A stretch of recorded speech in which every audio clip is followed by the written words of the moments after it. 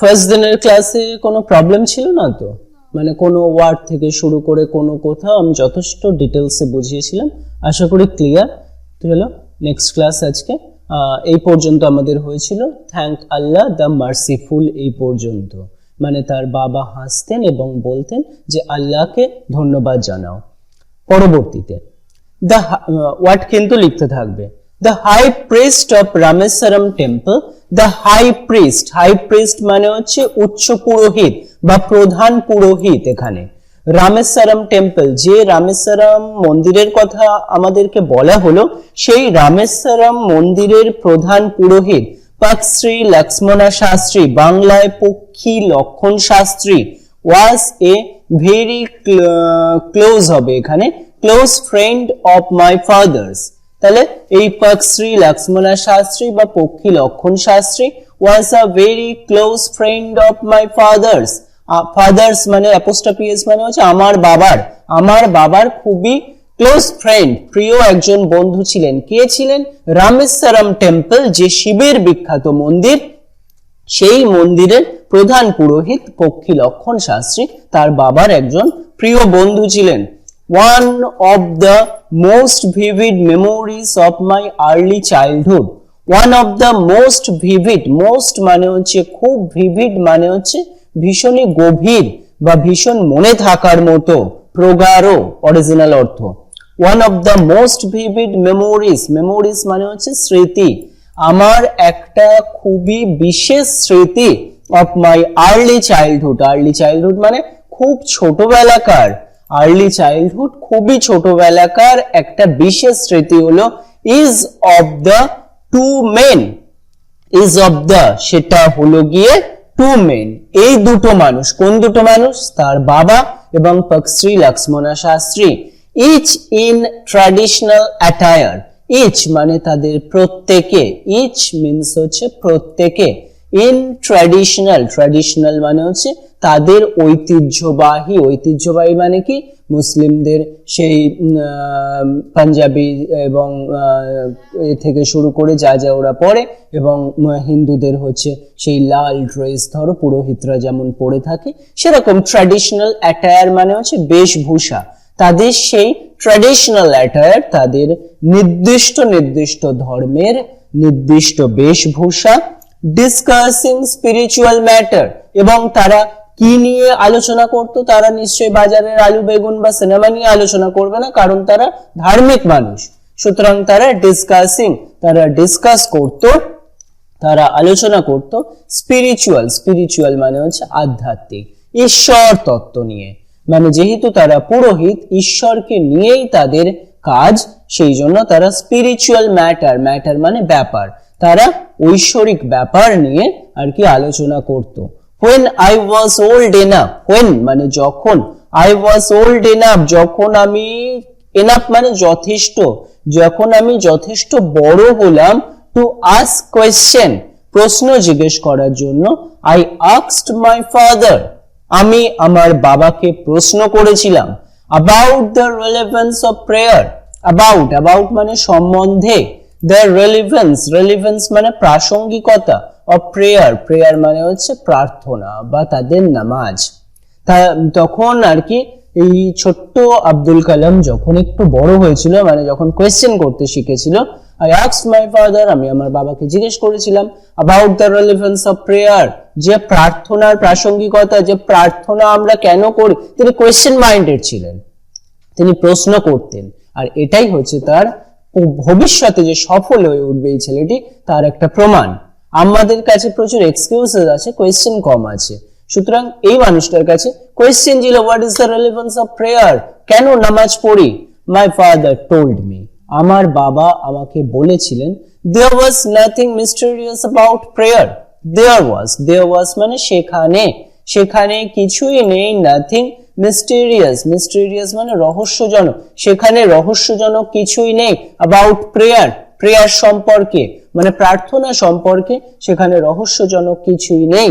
Rather, rather মানে বরং, prayer made possible a communion of the spirit between people, rather বরং prayer, prayer মানে প্রার্থনা, মেড পসিবল এই প্রার্থনা পসিবল করত, সম্ভব করত আ কমিউনিয়ন। কমিউনিয়ন মানে হচ্ছে সংযোগ।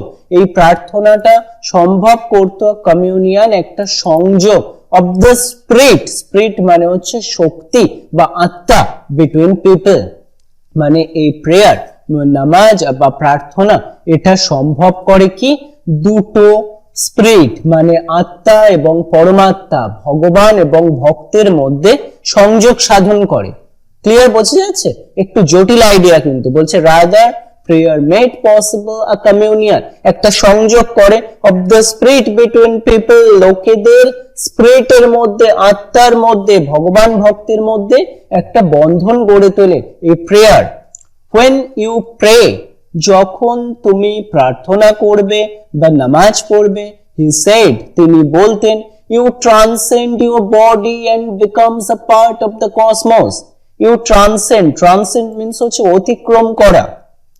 তুমি তখন অতিক্রম করবে your body, তোমার শরীরকে, মানে তোমার শরীর, এই যে আমরা শরীরের বন্ধনে আমার ভালো লাগা, খারাপ লাগা, আমি রিলেটেড সবকিছু, সেটাকে অতিক্রম করে and become a part of the cosmos. cosmos মানে হচ্ছে মহাবিশ্ব, মহাবিশ্বের একটা অংশ হয়ে উঠবে তুমি। which knows no division, যেটা জানে না কোনো ডিভিশন। ডিভিশন মানে ভাগ, ডিভিশন অফ ওয়েলথ, যেটা জানে না কোনো ভাগ অফ ওয়েলথ। ওয়েলথ মানে সম্পত্তি, এজ, ওয়েলথ মিন্স হচ্ছে সম্পত্তি, এজ, এজ মানে বয়স, কাস্ট, কাস্ট মানে জাতি, ক্রিড, ক্রিড মানে ধর্ম, যেটা কোনো সম্পত্তি, বয়স, জাতি, ধর্ম, কোনো কিছুর, হ্যাঁ, কোনো কিছুর বাধা মানে না। মানে তখন একটা আমি হচ্ছে গিয়ে দিস ডিভাইন পাওয়ার, মানে এই পরমাত্মার একটা অংশ, এই প্রকৃতির একটা অংশ বলে নিজেকে ভাবতে পারা যায়। কখন? প্রেয়ারের সময়। এবং প্রার্থনা বা নামাজ সেটা সম্ভব করে, না হলে আমির মধ্যেই আবদ্ধ থাকবো এই স্বার্থপর পৃথিবীতে।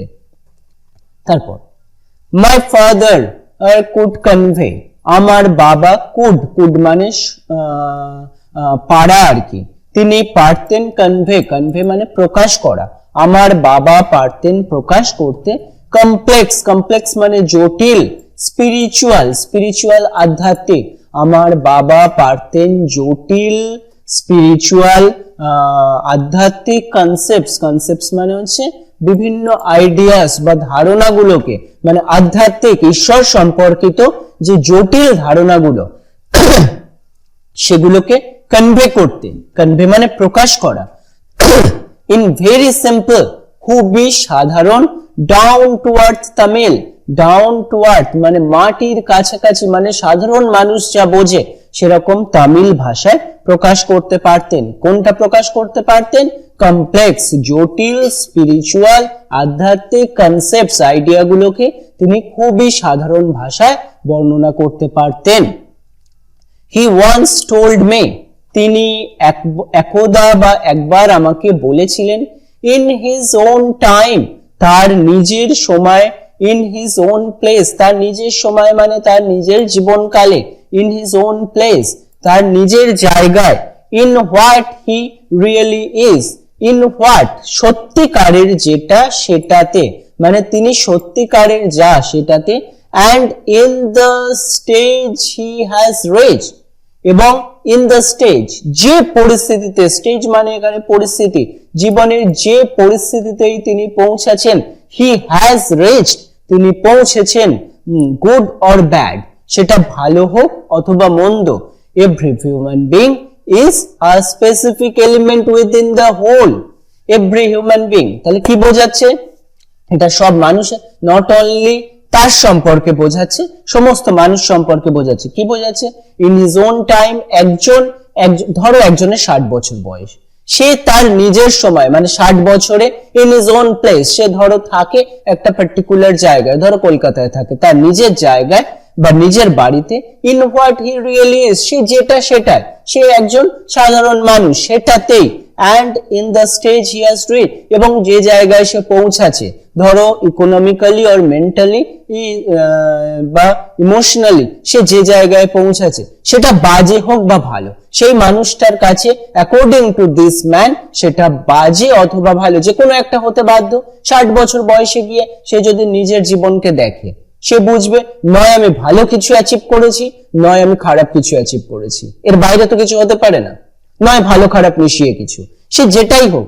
Every human being is a specific element. Every human being, প্রত্যেক মানুষ, বিং বিং মানে হচ্ছে প্রত্যেক মানুষই হলো ইজ আ স্পেসিফিক, স্পেসিফিক মানে নির্দিষ্ট, এলিমেন্ট মানে হচ্ছে একটা বস্তু, প্রত্যেক মানুষই হচ্ছে একটা উপাদান বা বস্তু উইদিন দ্য হোল। হোল মানে হচ্ছে এই পৃথিবীর মধ্যে, এই মানব জগতে, মানে এই টোটাল বিশ্ব বা মানব জগৎ কোনো একজন ব্যক্তির জন্য পরিবর্তিত হয় না, সেই ব্যক্তি এই টোটাল সমাজের মধ্যে ঘুরছে।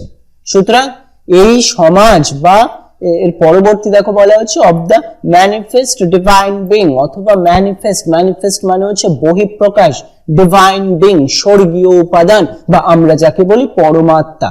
মানে মানুষ যেখান থেকে শুরু করলো, যেখানে থাকলো, যেমন ভাবেই থাকলো, যা যা বলা হচ্ছে বা যে স্টেজে পৌঁছাচ্ছে, সে কিন্তু পরমাত্মারই একটা অংশ, ভগবানের মধ্যে সে মিলিত হবে। After the death, according to the Hindu mythology or the other mythologies, অন্যান্য যে সমস্ত ধর্ম রয়েছে সবারই কিন্তু মূল উদ্দেশ্য একই, মোক্ষ লাভ করা, সে ভগবানের সঙ্গে, ডিভাইন বিং পরমাত্মার সঙ্গে মিলিত হবে, দর্শনের ধারণা যেটা, ঠিক আছে। সুতরাং সেটাই তিনি বলছেন যে যাই করুক না কেন, specific element within the whole, সম্পূর্ণের মধ্যে সে একটা ছোট্ট উপাদান of the manifest divine being, সেই স্বর্গীয় বা ধর্মীয় বা ডিভাইন বিং, সেই পরমাত্মার একটা অংশ সে, সেটা নিজেকে সে বুঝতে পারবে। So why be afraid of difficulties? সুতরাং সো মানে সুতরাং, why be afraid? afraid মানে ভয় পাওয়া, তাহলে কেন ভয় পাচ্ছ? of difficulties, difficulties মানে হচ্ছে অসুবিধা বা কোনো প্রবলেমস, তাহলে প্রবলেমকে কেন ভয়? সেই তো আমি পরমাত্মার অংশ, যা করবে পরমাত্মা, ভগবান বা কোনো নেচার আমার সঙ্গে করবে, আমি কিছু করছি না, যা করছে through the instrument he is doing that. আমার বডি হচ্ছে বা মাইন্ড হচ্ছে একটা ইনস্ট্রুমেন্ট, একটা যন্ত্রের মতো, সেটার দ্বারা কাজ করছে কে? দ্য ডিভাইন বিং, সেই স্বর্গীয় শক্তি। সুতরাং কোনো ডিফিকাল্টি যখন আসছে, আমার ভাবনা কি, আমি কেন ভয় পাবো? সেই প্রবলেম দিয়েছে, সেই প্রবলেম নেবে, আমি শুধু মাঝখানে অ্যাক্ট করব। সাফারিং, সাফারিং মানে কষ্ট, তাহলে কষ্টকেই বা ভয় কেন? অথবা সমস্যাকেই বা প্রবলেমসকেই বা ভয় কেন? এটা হচ্ছে একটা divine question. when troubles come, পরবর্তী লাইনটা খুব ইম্পর্টেন্ট। when মানে যখন, troubles come যখন ট্রাবল সমস্যা আসে, try to understand the relevance of your suffering, try to understand বুঝতে চেষ্টা করো। তিনি আর কি উপদেশ দিতেন এইভাবে, যখন সমস্যা আসবে জীবনে তখন বুঝতে চেষ্টা করো the relevance of your suffering, the relevance মানে প্রাসঙ্গিকতা, of your suffering তোমার যে কষ্ট বা দুঃখ তার প্রাসঙ্গিকতা, যে কেন আমার দুঃখ বা কষ্ট এলো, কি প্রবলেম হয়েছিল, কারণ কজ এন্ড এফেক্টে এই পৃথিবী চলে, কোনো একটা কারণ না ঘটলে তার কিন্তু ফল সম্ভব হয় না। মানে আমার যদি কষ্ট হয় বা দুঃখ হয়, সে ফিজিক্যাল পেন বা মেন্টাল পেন, আমি তার জন্য দোষী। রাস্তায় আমি বেরিয়েছিলাম তবেই তো আমার পা ভেঙেছে, বা অসাবধানে আমি চলেছি তবেই হাত ভেঙেছে, বা কখনো আমি কারোর সঙ্গে অ্যাটাচ হয়েছিলাম বলে আমি সেই দুঃখটা পাচ্ছি।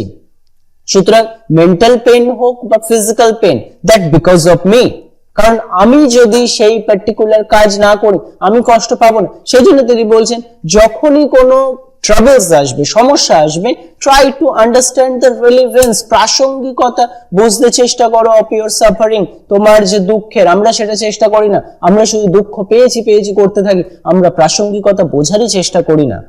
Adversity always present opportunities for introspection, খুব ইম্পর্টেন্ট লাইন। অ্যাডভার্সিটি, অ্যাডভার্সিটি মানে হচ্ছে বৈপরীত্য ভাব বা বিপরীত ধরনের বা অস্বাচ্ছন্দ্যকর একটা পরিস্থিতি, অ্যাডভার্সিটি। অলওয়েজ, অলওয়েজ মানে সবসময়, প্রেজেন্ট, প্রেজেন্ট মানে উপস্থিত করে, মানে বিপরীত ভাব সবসময় আমাদের কাছে উপস্থিত করে। অপরচুনিটিস, অপরচুনিটিস মানে হচ্ছে সুযোগ। ফর ইন্ট্রোস্পেকশন, ইন্ট্রোস্পেকশন মানে অন্তর্দৃষ্টি। যখনই আমাদের কাছে কোনো প্রবলেমস আসে সেগুলো আমাদের একটা সুযোগ দেয় আমাদের অন্তর্দৃষ্টি করা। কারণ আমরা যদি প্রবলেমসে না পড়ি তাহলে নিজের জীবনকে বুঝতে চেষ্টা করব না, নিজের আত্মাকে বুঝতে চেষ্টা করব না, পরমাত্মাকে বুঝতে চেষ্টা করব না। ভালো অবস্থাতে থাকলে আমরা পার্টি করব, মজা করব, হই হই করব। শুধুমাত্র দুঃখই আমাদেরকে আমাদের জীবন সম্পর্কে বোঝাতে সাহায্য করে। পরবর্তী প্যারাগ্রাফ। আচ্ছা, এই পর্যন্ত মোটামুটি থাক, তার পরবর্তী ক্লাসে আবার পরেরটা করাবো।